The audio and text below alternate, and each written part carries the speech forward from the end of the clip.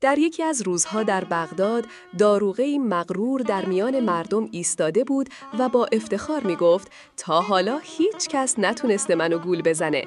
بهلول که در جمع بود لبخندی زد و گفت گول زدن تو خیلی آسونه ولی به زحمتش نمیارزه.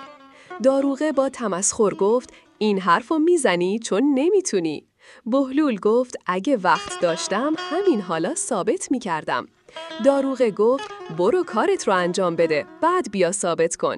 بهلول گفت باشه همینجا منتظر بمون تا برگردم و رفت. ساعتی گذشت، 2 ساعت، 3 ساعت، داروغه هنوز منتظر بود اما خبری از بهلول نشد.